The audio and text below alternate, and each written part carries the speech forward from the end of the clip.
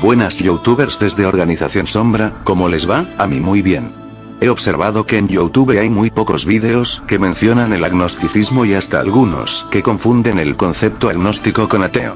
Por esa razón he decidido hacer este vídeo argumentando mi postura filosófica ante el agnosticismo. Eso sí les advierto, este vídeo les joderá bien la cabeza, y para los que no les gusta los rollos de filosofía mejor no lo vean porque se traumarán tanto que les dará un colapso en la cabeza, es broma jaja. También he de aclarar que si ven que me faltó algo en el vídeo y mis tesis, no duden en decirla en los comentarios para los que quieran saber más sobre el tema, pero recuerden mencionen su opinión siempre respetando los puntos de vista, ya seas ateo, agnóstico y creyente, que más adelante observarán que todas las posturas son iguales de razonables. Bueno, antes de todo nos detendremos a explicar con este esquema las definiciones de creyente, agnóstico y ateo.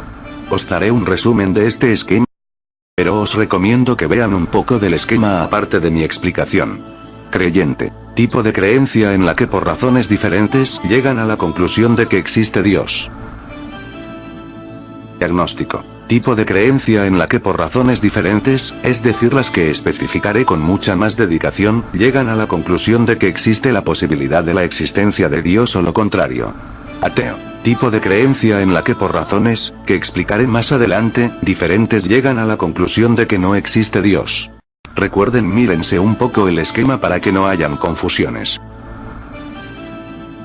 A continuación, antes de explicar las razones por las que consideré ser agnóstico, tengo que argumentar que todos los tipos de creencias, ya seas ateo o cristiano, son iguales de razonables. Gracias a mis compis Manolo, el creyente cristiano, y Eduard, el ateo, mediante su debate observarán que no se llega a que ninguna posición, ni la mía, es más razonable que la otra. Observen. Manolo, creyente cristiano. Dios existe, Eduard ateo. Es mentira, Dios no existe, la ciencia no ha comprobado su existencia, no se ha visto algo bien verificable, por esa misma razón como no se ha visto sería como afirmar que existen los cerdos voladores. Manolo, creyente cristiano. Como usted mismo dice, la ciencia todavía no ha comprobado su existencia, por lo que no cabe la posibilidad de su no existencia, porque todavía en comparación con el universo no sabemos nada. Aparte, no comparemos leyendas urbanas, que tampoco se puede negar su existencia del cerdo volador, porque no sabemos todo acerca de la creación, con Dios que se puede argumentar su existencia hasta menciones de apariciones. De ejemplo puedes tomar todos los libros de las distintas religiones e ideologías. Eduard ateo. Estamos de acuerdo que con la ciencia no podremos llegar todavía a saber quién tiene la razón, ni todavía los hechos, ya que si no sería incoherente argumentar la existencia porque ya lo sabemos.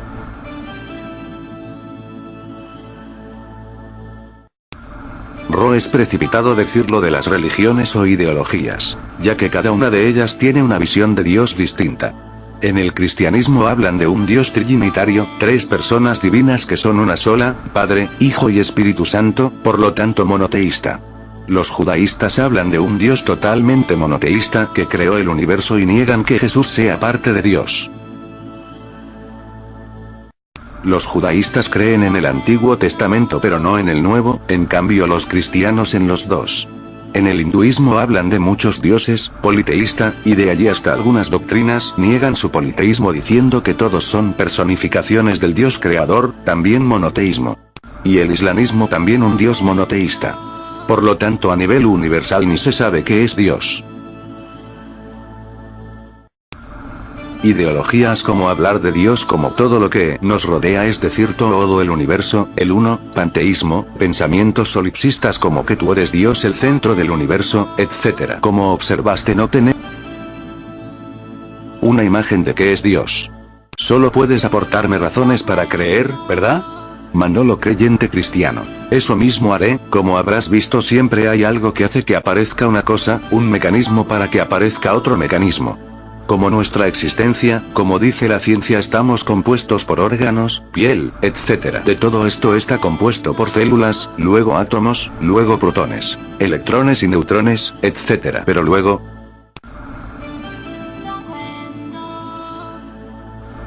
¿qué hay? El origen de todo, ¿no? Pues aquí tienes a Dios, Eduardo ateo. Es una posibilidad y coherente. Pero es precipitado ya que tampoco es más cierto que la posibilidad de que haya algo finito. Todavía no han visto que sea finito el universo y también es lo mismo con los elementos que está compuesta la materia, siempre hay algo después de otro. Existen dos posibilidades, eso es depende de ti si quiere poner tus cartas en creer y no creer, Manolo creyente cristiano. Tienes razón, es un claro empate, pero fíjate las ventajas de ser y cristiano por ejemplo. Si eres creyente ya sabes que Dios existe, por lo tanto existe la posibilidad de que pueda intervenir o no en el universo para bien o para mal. Teniendo aparte una religión como el cristianismo puedes evitar tener angustia existencial o de dónde vienes y a dónde voy, ya que tu misión es seguir la palabra de Dios. Si lo consigues puedes ir al cielo y vivirás feliz, en términos subjetivos de una persona, para siempre. Y si dices cómo es posible que os arriesgáis a seguir todo lo que dicen en la Biblia, piensa que aparte que sus mandamientos, moralmente ayudan al prójimo y aprender a amarlo, ayudan a la sociedad, hay gente que para ellos seguir esos mandamientos no cambiaría para nada su vida. También al igual que te sientes satisfecho por aprobar un examen o ganar la partida en un videojuego, también se aplica en seguir los ideales cristianos para ganar la vida eterna y la felicidad, por hacer algo bien. Solo necesitas fe, Eduardo ateo. Tienes razón. En un defecto tu plan. Puede que nosotros seamos pesimistas, teniendo en cuenta que existe la posibilidad de que nos equivoquemos y ahorrar más el sufrimiento, y si morimos no nos daremos cuenta pensando en que existe Dios.